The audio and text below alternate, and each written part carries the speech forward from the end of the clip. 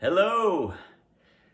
We're broadcasting live, well, not live, but almost live from, I think, day 57 of quarantine and all that entails.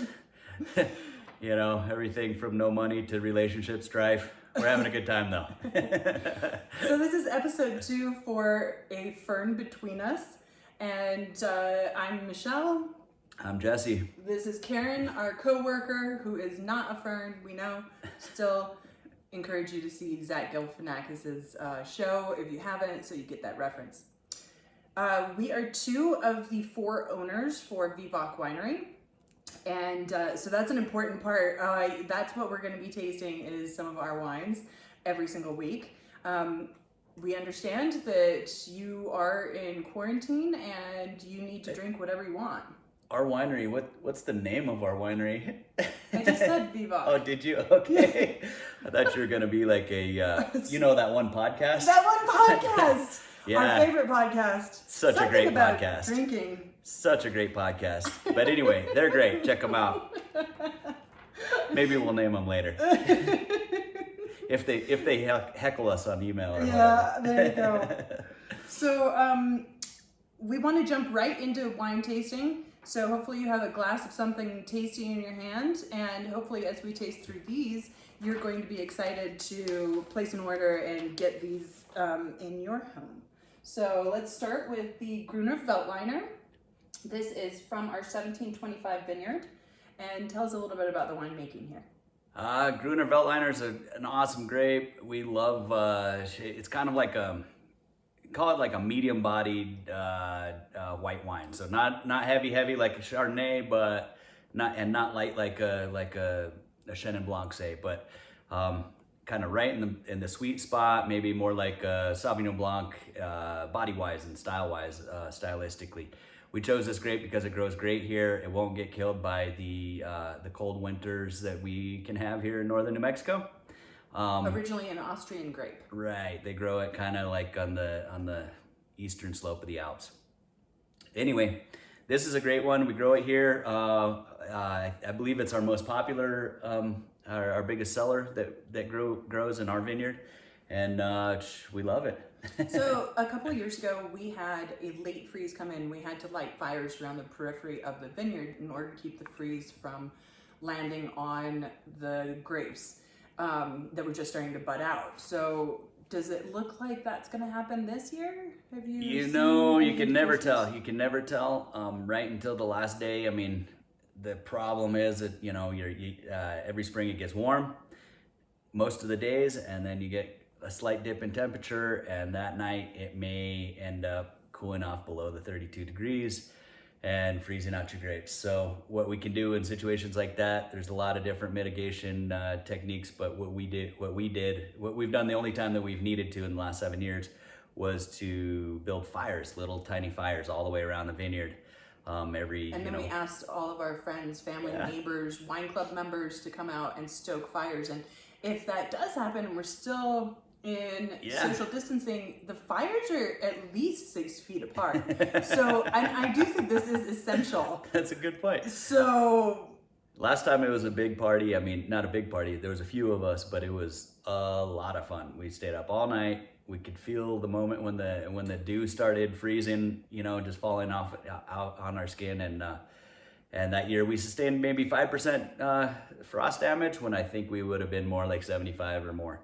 I mean, it got all the way down to 27, 28 degrees, and that was great. It was really cool. A friend of mine did some homemade whiskey, and so we drank that. Another lady baked a bunch of brownies, so we ate a bunch of those. Were they special brownies? They were not special brownies. I mean, they were special to me, but they weren't special brownies. They weren't illegal brownies, let's put it that way. And although that would have been. Anyway, I don't know. It's fun. Look for it it would be first week or 2 or 3 of May if that happens, because that's when we have bud break. And we'll send out a May Day alert to everybody. The Petit Verdot is the red grape that is planted in our 1725 vineyard, and so of course that also saved those grapes. As we switch over to taste Ooh. that, Yay, new wine. and they're both open, so we have to drink them. That's the way it works. So one of the questions actually is from Marie, and she wanted some advice about how to read a wine label, and I think this is a good opportunity to do that. The label here, for us, this red tab is what indicates the estate vineyard. So 1725 is That's the one right there. that... Are you trying to eclipse me? Sit back down. This is the varietal. This is the vineyard. This is our name. Okay. Vivac. So that does indicate the different vineyards. So we have a Dixon red that has a tab. We have a 1725, and then we have an Abbott. And so that's how you read ours. The year, that's the vintage date, and that is indicative of when the grapes were actually picked. So when people talk about how long wine's going to age, it's from that date when the winemaking started. Exactly. Usually we'll release a wine. So that was 2018. Maybe we released it in 2020. Maybe we released it fall of 2019. You know, but somewhere in the kind of 2-year range, and that's probably at the very beginning of its drinkability. And by the time we sell out a year and a half later, it's not. Yeah, I don't know. It's starting to get really good. We're hoping to hold on to them a little bit Right. longer than previously. It's one of those great problems to have where we're trying to catch up to the demand. But with that being said, we also really like our wines to age. And Jesse and I did a presentation in New York we're clear. That showcased 4 Cabernets from the oldest one was 15 years ago. Yeah, 2005, 9, 13, and 16. And they were showing amazingly. And this was a presentation for wine media, and they were just stunned at what we were able to accomplish with New Mexico grapes, because a lot of times people don't think of New Mexico as a great place to be shopping for your wine, but it's awesome, as you guys know.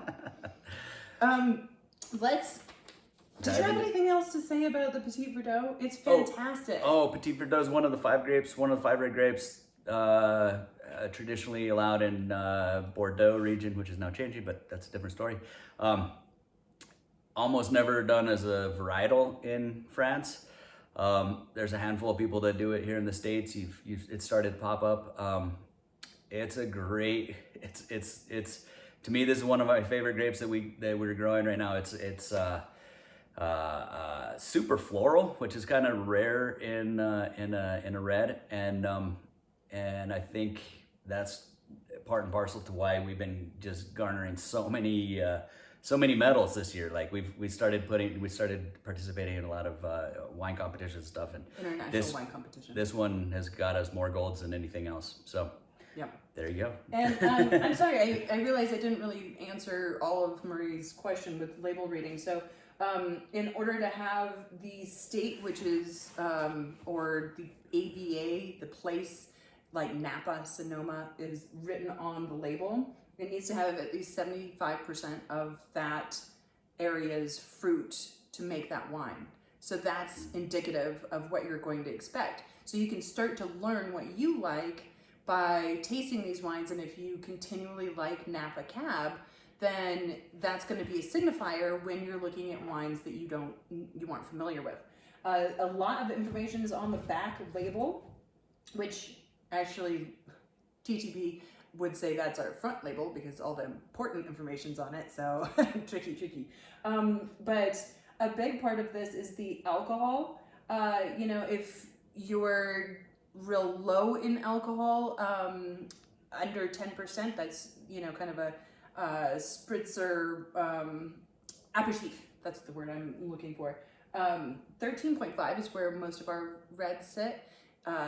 If you like really big, huge, jammy wines like the Michael and David line, then you're getting into, your 17 to 19% alcohol, which it makes it impossible to pair with food. But if you want to get plowed. And those always taste good too. But Of course. 15, 16 is not that uncommon. But that's your old vine Zins and your big Australian Syrahs and stuff like that are often in the 16 range. I think they're more well balanced. Yeah, 14.5 or less myself, but everyone's got their own palate, and that's great. And we do make our wines in an old world style, which is important to know. It's also indicative of if you like French wines, Spanish wines, Italian wines, then you're gonna like these too. They're in keeping with that kind of style. Often that's where we show best, is when we're doing blind tastings and people don't know that they're tasting something that's not from one of those countries, and they're blown away. We love that. Yeah. All right. So what do you got, babe? What do you got? we did the label question. Number 2, if your relationship was a movie, which one would it be? And this is from Noel. So yesterday, The disaster artist. I was gonna say it was gonna be Scarface yesterday, but not the fun cocaine part. The fun cocaine part. Oh no. It was more the shower scene. Oh Jesus. Oh, that's good. But honestly, I think more it's when Harry met Sally. No, it's not. Oh man, that's horrible. What? No, that's a great love story. They were friends, then they weren't, and then they were friends. Oh, okay. And then I they see lived that. together. Okay. We might have to rewatch that movie. I was also, part of me was thinking Dumb and Dumber, but that's all right. Wow. I see. That's horrible. God. And you can see why yesterday was Scarface. So we are stuck in the house together. Number 3 is, what are must-have foods to have on hand for good wine pairings? Ooh, this is from Julie. That's a good question for you, probably. Not you. So one of the funny things is that I keep referencing that you should use bacon in everything because it pairs so great with wine. But I have a bunch of vegetarian and vegan people that are really not pleased with me saying that all the time. So herbs. Herbs are the number one thing that changes every dynamic in the food to pair with a wine. So when I'm steaming artichokes, I put a ton of herbs in the water itself so that it really permeates the vegetable itself. So bay leaves, rosemary, thyme, oregano, these are fantastic to have on hand. Garlic, Mint. in moderation. Yeah. Too much garlic's gonna kill it, but Almost any of these too much is going to kill it. That's why you get the Italian herb seasoning or the French herb seasoning. It's a plethora of herbs, but none of them is going to stand out as like, a wine bashing part to your meal. Right. And then a big part the exception being oh yes, pepper, black pepper. oh pepper's great. You can put so much black pepper on something and it still compare really well with a red wine. So Pepper tends to be great to pair with a red wine, and salt for your white wine. Mm-hmm. That acid combination with salt does a magical thing. That's why seafood and white wine is such a classic pairing. Exactly. So make sure to have lots of herbs on hand. I'm out. Oh. If you do eat meat, have bacon and save the bacon grease, because if you cook something in the bacon grease, that's also fantastic. There's also making sure to have cheese. I'm almost out again. Karen, keep an eye on him. It's really an awesome, easy way to just grate some Parmesan on top of something, and it makes it more wine-friendly too. So hopefully we kind of answered your question. If not, keep writing. All right, number 4. We're just going to do 5 of these again. Number 4 is, what wine won't give me a headache? This is from Gabrielle. And this is an interesting topic, because A lot of misinformation out there. A lot of misinformation, and also if you are having a good time, wine goes down pretty easy. You can end up feeling, a pretty hardcore hangover just because you're not used to drinking that much wine and you don't realize how much you've consumed. Also, there's different sugar levels in different wines. And so those really big, bold ones tend to have more sugar, and that can give you a wicked hangover. Yeah. So if you think of your sweet drinks that you just normally have at like if you're at the bar and you order, some concoction, you end up with a horrible hangover too. You don't unless stop you have drinking one vodka. But you don't have one if you're listening to this, probably. You probably have 5 if you're lucky, Us guys that used to try to woo the girls knew how much we were drinking because it cost us $100 to step foot in the bar.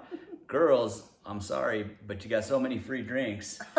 You have no idea. It gets away from you. You might have had 6, you might have had 8, and if your normal daily intake is a 1 or a 2, like 6 or 8 is gonna hurt no matter what the drinks are.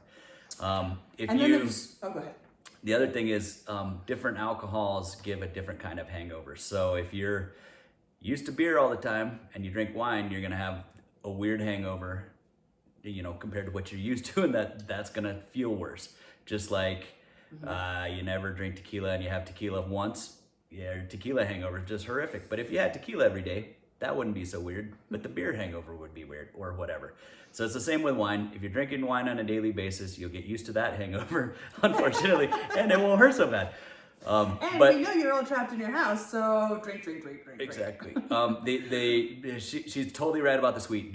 If you steer clear of the sweeter stuff, that's better. And the high alcohol stuff, the high alcohol percentage. Would usually come with a little higher residual sugar to balance the alcohol out, or else it just tastes too hot. So they have like 1 or 2% residual sugar, and you can't quite tell that it's sweet, but it is, and that'll give you a headache. Ours, that's part of the reason we don't like to do that. And there's a final thing too, which, well, actually it's probably not what you're thinking, but is tannins.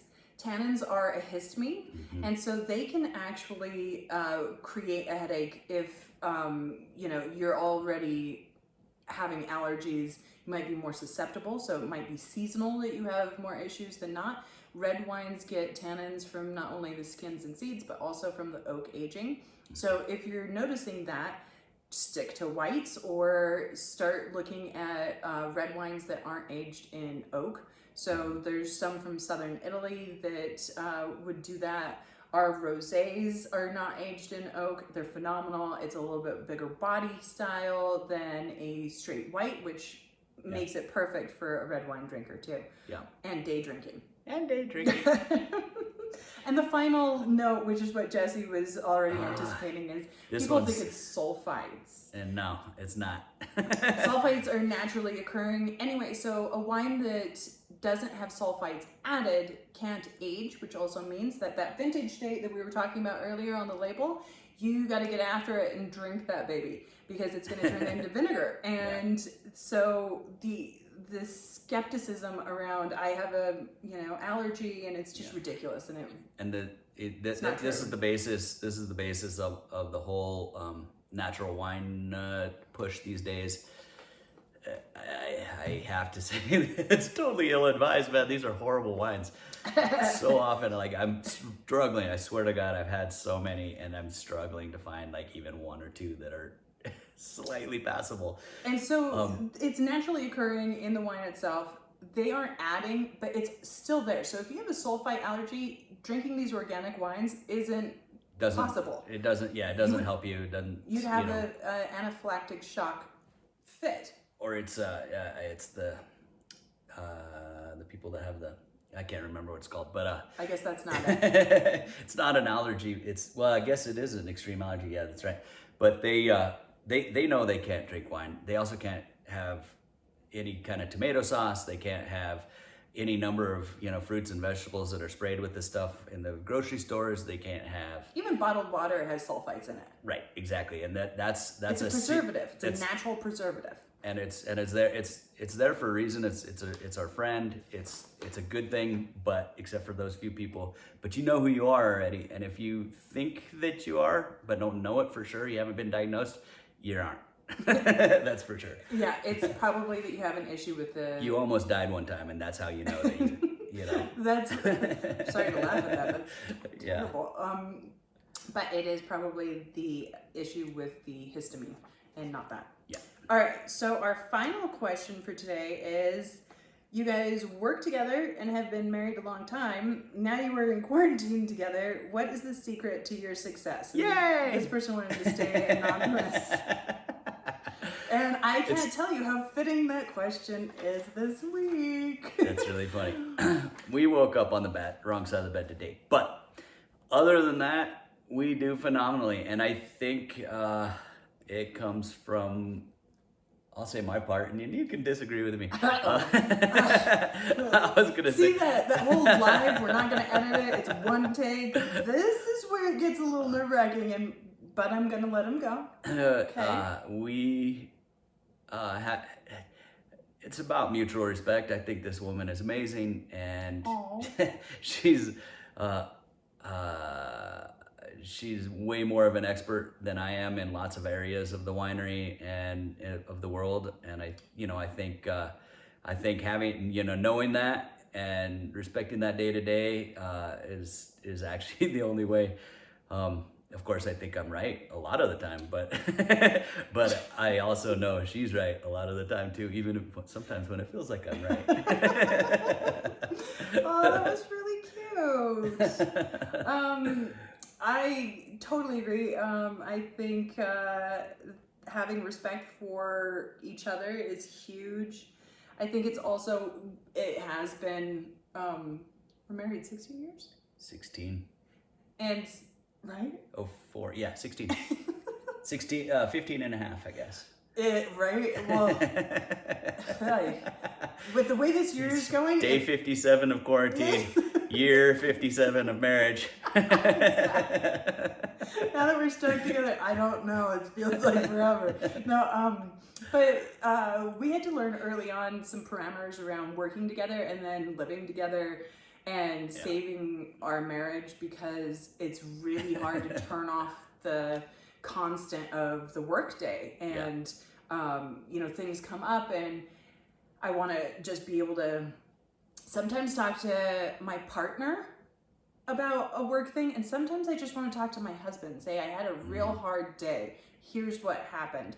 And we've gotten a lot better at where I say, can you just be my husband for a second? I want to tell you about what happened, and vent. And sometimes that's all I need. It was a bad day. I had this happen, that meeting went wrong, whatever. And same thing goes with, with our partnership with the other two. Yeah.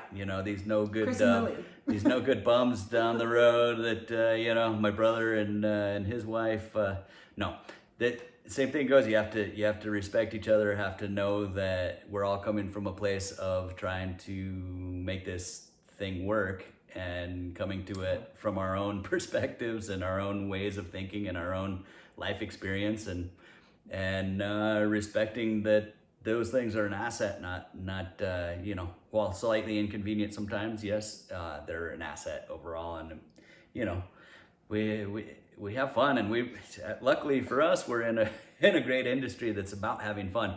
Rather, so we could stop it. When everything gets stupid, we could stop and just be like, you know what? This is supposed to be fun. Let's just have fun. Stop freaking the fuck out. Sorry, baby. You're gonna have time out after this. And I think that another part is, as far as our partnership, which is really another marriage, is that it's been great that Lily and I really sectioned off the front end of the business, and her and I work together, and we're a team. And the guys do the winemaking and the vineyard stuff, and they're a team. And so when we come together, it's just so balanced, and we Yeah. all work really well together, which is phenomenal. And to be family and still, after all these years, still be hanging tough. So, you know, I mean, the winery got started 22 years ago, which is amazing because I'm like 19. And then it's only gotten better and better. I mean, yeah, there was the really drunk age, you know, first 5 years when there were no profits yet, not hardly even any sales. Like maybe towards the end of that, but we were, you know, bottling wine and drinking at the same time. You know, things like that as a group of foursome, and holy cow, man, that was horrible. well, and I think and you know, and then we went in through the lean years, and now we're, you know, trying to edge our way back out of the lean years, but we it's, can you know, cash our checks. yeah, we don't even have to put them on hold most of the time. That's amazing. Well, and I think that part of what has made us successful is learning early on how to work together and value each other, and for our marriage, then bringing that concept and making sure we have clear boundaries of, you know, I've had a long day. I can't talk about Work time and more playtime. work. Yeah. We're And- droning on here. Yeah, so, you know, I don't know. We have no marriage advice other than Good hang luck. tight. All right. A couple of things as we just finish up. How to stay entertained at home. Follow us on all our different social media. We did a really fun stay-at-home wine tasting, and I encourage you to post your stay-at-home wine tasting and things that you're doing that are fun. Tag us in all of those so that we can play along and feel like we're a part of your experience. What are we drinking next week? We are drinking Cab and Chardonnay. Classics. Hey, those are the two biggies. So Worldwide, biggest sellers. exactly. And so you have time now to place an order, and we will ship it direct to your door if you order 12 bottles. So that could be like 6 and 6, or you can mix and match. Whatever's on our website is available, and we will pay for the shipping if you buy 12 bottles. So that's pretty awesome. And then you stay home. You're Plus safe. you get 10% off. Plus, if you're out of state, you're not even paying sales tax on those purchases. So, you know, a $16 bottle turns into a, you know, $13.25, I think we figured out. And it comes straight to your door, and you don't even get COVID or right? coronavirus, Do you really or want to pay whatever it is gas that you to- catch. I don't know. Which one do you catch and which one do you have? I don't remember. There's a thing there. No, I don't. But But you don't want to have to drive to the store and pay for the gas and go through all of this when we can just ship it right to your door. exactly. And if you do want to come, you're already out running some errands, you want to do curbside pickup, we do that on Saturday, Sunday, and Monday, 1 to 5. You could call ahead and then pull up, and in true northern New Mexico style, just honk your horn and the person comes running out. So Or you can walk up to the patio and order through the window. or order through the window, but the building itself is closed. Exactly. But 505-579-4441 if you want to call ahead. Last thing, do you have a recommendation for people to be watching on Netflix as they drink your wine? What are you watching? How about Oh that? man, we've been watching all kinds of stuff. What haven't we been watching? We got it down to the nitty-gritty. Of course, Ozark. Of course, the stupid one with the lion tamer one. God, what a disaster. Tiger King? Tiger King. Yeah. We've watched. Happy? Oh man, that guy's not for happy. kids. Not That for is- kids. That is probably not for a lot of people, but it's really Yeah, it's good. funny. It's horrible. It's awful. Yeah. But, you know. Think like Roger Rabbit, but you know, with lots of drugs and violence. Or something. I don't know. More humans, less cartoons, but there's a ballpark or something. I don't know. Well, thank you again for tuning in. Cheers, guys. We are hoping that you can keep sending in those questions, and we'll see you next week. Cheers.